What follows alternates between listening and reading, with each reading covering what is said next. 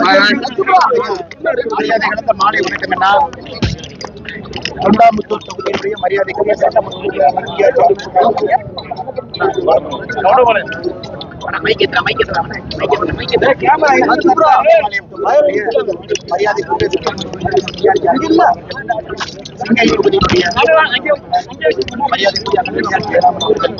எங்களுடைய மாவட்ட தலைவர்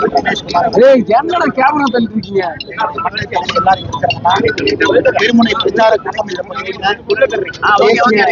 கூட்டம் சார்பாக நடத்தி முடிக்கின்றோம்.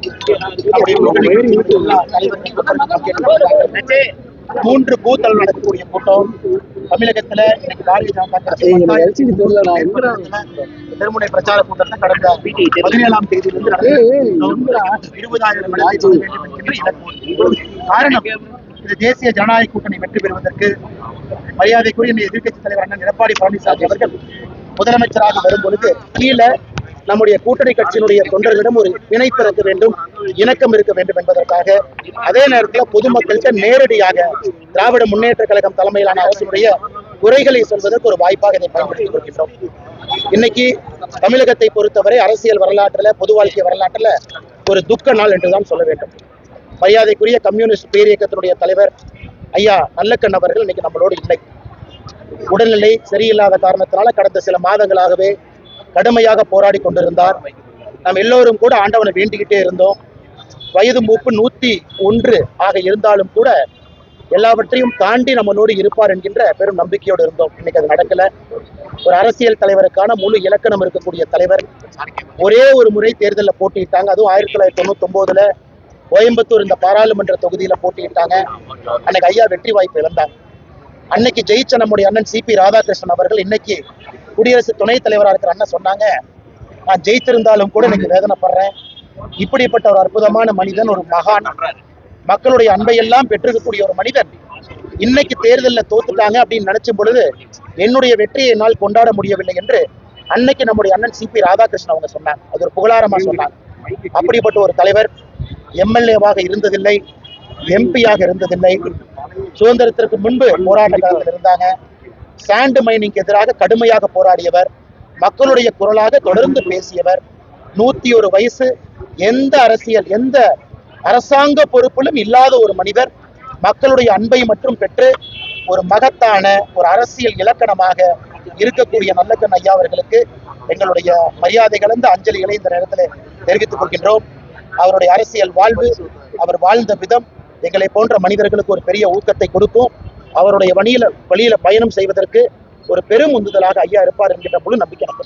பாஜக சார்பில் 35 இடங்கள் கேட்கப்படுவதா சொல்றாங்க. ஆனா எதுவுமே இல்லைங்கன்னா நம்ம தலைவர்கள் இருக்கிறாங்க, நம்ம மாநில தலைவர் இருக்கிறாங்க நயினார் அண்ணன், பியூஷ் கோயல் அவங்க வர இருக்கிறாங்க 26, 27. இது அவங்களுடைய இலாக்கா, அவங்க பேசிக்குவாங்க. இன்னைக்கு நான் எனக்கு கொடுத்திருக்கக்கூடிய பணியை நான் செய்து கொண்டிருக்கின்றேன். அதெல்லாம் அந்த தலைவர்கள் அவங்க முடிவெடுத்து சரியான நேரத்தில் அறிவிப்பாங்க. எங்களுதுல எந்த குழப்பமும் கிடையாது. காங்கிரஸ் போல வர்றாங்க போறாங்க. டெல்லிக்கு போனதுக்கு அப்புறம் காங்கிரஸுடைய பொதுச் செயலாளர் பேட்டி கொடுக்குறாங்க, எங்களுக்கு அதிகாரத்துல பங்கு வேணும், தமிழகத்துல வேண்டாங்கிறாங்க. அந்த டிராமால எதுவுமே கிடையாதுங்கன்னா எங்களை பொறுத்தவரை நேர்கோட்டுல பயணம் செய்கின்றோம். என்ன சொல்லணும், எப்படி சொல்லணும் என்பதற்கு தலைவர்கள் இருக்கிறாங்க, அவர்கள் பார்த்துக் கொள்வார். கூட்டணி ஒற்றுமையா கிடையாது, பேரளவுக்கு மேடைக்காக தான் பாஜகவினர் அம்மா புரட்சித் தலைவர் ஜெயலலிதாவையும் எம்ஜிஆரையும் பத்தி பேசிட்டு இருக்காங்க. மோடி கூட அதை வச்சுதான் பேசிட்டு இருக்காங்க. ஒற்றுமை இல்லை அப்படின்னு திருமாவளவன் சொல்றாங்க. திருமாவளவன் அண்ணன் இன்னைக்கு அவருக்கே ஒரு சீட்டை குறைக்க போறாங்க. 6 சீட்டில் என்ன திருமாவளவன் அண்ணன் இன்னைக்கு ஒரு சீட்டு குறைக்க போறாங்க. அவரே எப்படா வெளியே வரலாம்னு யோசிச்சுட்டு இருக்கிறார். இன்னைக்கு திருமாவளவன் அண்ணன் அந்த கூட்டணியில சந்தோஷமா இருக்கிறாரு. நீங்க அவர்கிட்ட கேளுங்க. ஏன் திமுக சொல்றாங்க எல்லோருக்கும் ஒரு சீட்டு குறைக்க போறோம், ஏன்னா தேமுதிகவுக்கு நம்ம சீட்டு கொடுக்கணும். அப்படி இருக்கும் பொழுது திருமாவளவன் அண்ணன் சந்தோஷமா இருக்கிறாரு எனக்கு தெரியாது. அவர் மனசுல சந்தோஷமா இல்லை என்பதற்காக தேசிய ஜனநாயக கூட்டணியில யாரும் சந்தோஷமாக இல்லை என்று சொல்வது சந்தர்ப்பவாதத்தை மட்டும்தான் காட்டுது. ஆனா திரு விஜய் அவர்களை பொறுத்தவரை நீங்க கேள்வி கேட்டீங்க. இன்னைக்கு தமிழ்நாட்டு மக்கள் முடிவு செய்ய போறாங்க. அவங்க இன்னைக்கு தெளிவா இருக்கிறாங்க யார் வர வேண்டும் என்று. ஏன்னா இன்னைக்கு அனுபவம் வாய்ந்தவர்கள் நம்ம கூட்டணியில் இருக்கிறாங்க, அமைச்சர்களாக பணிபுரிந்தவர்கள் நம்ம கூட்டணியில் இருக்கிறாங்க, சட்டமன்ற உறுப்பினர்களாக தொடர்ந்து பணி செய்வங்க நம்ம கூட்டணியில் இருக்கிறாங்க, மக்களுடைய பல்ச புரிஞ்சு என்ன செய்யணும், மக்களுக்கு என்ன பிரச்சனையை தீர்க்கணும்னு நினைக்கிறவங்க நம்ம கூட்டணியில் இருக்கிறாங்க. மக்கள் இன்னைக்கு அதான் பாக்குறாங்க, ஸ்டெபிலிட்டி. இன்னைக்கு மக்கள் யாரும் ரிஸ்க் எடுக்க தயாரா இல்லை. 2026 ஏப்ரல் நீங்க பார்க்க போறீங்க. தேசிய ஜனநாயக கூட்டணிக்கு ஓட்டு போட போறாங்க. அது விஜயனுடைய பேச்சு. அவர் திட்டுறது தமிழ்நாட்டு மக்களா திட்டுறதா அவர் எடுத்துக்கிறாரோ அவரை பொறுத்து. எங்களை பொறுத்தவரை அரசியல்ல ஒரு விமர்சனம் என்பது எல்லோருக்கு மேலே வைக்கத்தான் போறாங்க. விமர்சனத்துக்கு பதில் சொல்லுவோம். நம்ம மேல விமர்சனம் வைக்கும் பொழுதெல்லாம் தமிழ்நாட்டு மக்களின் மீது வைத்து விட்டார்கள் என்று சொல்லக்கூடிய ஒரு கருத்தை அரசியல் தலைவர்கள் யாருமே சொல்லக்கூடாது என்பது என்னுடைய குறிப்பிட்ட மாதிரி டிஎம்கே அகற்ற டிடி விஜயன் வந்து இந்த கூட்டணியில் இருக்காரு அப்படின்னு இருக்கீங்க. அதே சமயம் ஓபிஎஸ் சசிகலா வந்து டிடிவி என்ன பேசியிருக்காங்க அதை பத்தி நேற்று முன்தினம் டிடிவி என்ன பேசியிருக்காங்க. எல்லோரும் வருவார்கள் என்று பேசியிருக்கிறார்கள். ஓபிஎஸ் அண்ணன் மீது மிகுந்த மரியாதை எனக்கு இருக்குங்கன்னா கொஞ்சம் பொறுமையா இருப்போம். நேரம் காலம் இருக்கு, எல்லாம் சரியா போகும்.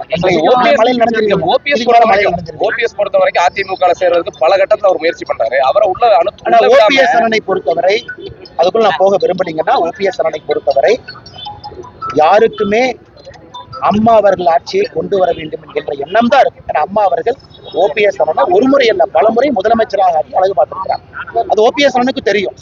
அதனால ஒரு கருத்து இங்க ஒரு கருத்து அங்க அதை திருக்க வேண்டாங்கன்னா, ஓபிஎஸ் அவர்களை பொறுத்தவரை அம்மாவுடைய ஆட்சியெல்லாம் முடிவு பண்ணிட்டாங்க. ஒற்றை கோட்டில் இருக்கும் பொழுது அதுல எங்கேயும் பிரச்சனை இருக்கிற மாதிரி நான் பார்க்கல. இப்ப அதிமுக வாக்களை சேரக்கூடிய வகையில சசிகலா வேற புதுசா கட்சி ஆரம்பிச்சிருக்காங்க. என்ன பேசுவாங்கன்னா நேற்று சொல்லியிருக்கிறாங்க.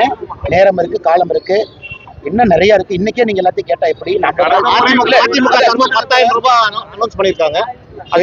ரொம்ப முக்கியமான ஒரு நேரத்துல முக்கியமான ஒரு அறிவிப்பாகத்தான் நாங்கள் பார்க்கின்றோம். காரணம், அவங்க சொல்லி இருக்கக்கூடிய கருத்து.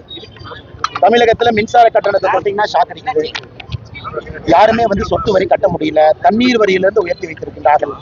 சாதாரண பொதுமக்களுக்கு, ஏன்னா பல இடத்துல எதிர்கட்சி தலைவர் அவர்கள் பேசும்பொழுது எந்த அளவுக்கு விலைவாசி உயர்ந்திருக்குன்னு ஒரு கருத்தை வைக்கிறாங்க. ஆட்சியில் இருந்த பொழுது 2021 வரை எப்படி, இன்னைக்கு எப்படி.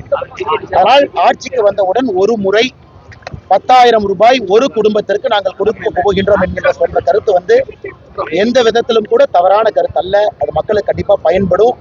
ஏன்னா மக்கள் அந்த அளவுக்கு இந்த 5 ஆண்டுகள்ல துன்பத்துக்குள்ளாகி இருக்கின்றார்கள்.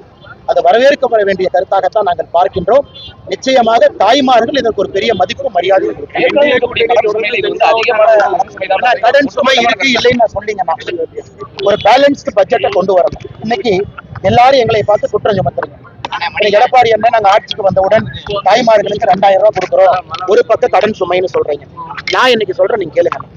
திராவிட முன்னேற்ற கழகத்தினுடைய ஆட்சி இந்த பட்ஜெட்ல 3,30,000 கோடி ரூபாய் பணத்தை தமிழ்நாட்டுக்குள்ள எடுத்திருக்கணும். ரெவென்யூ மொபிலைசேஷன் தமிழ்நாட்டுக்குள்ள 3,30,000 கோடி ரூபாய் வருமானத்தை ஈட்டி இருக்கணும்.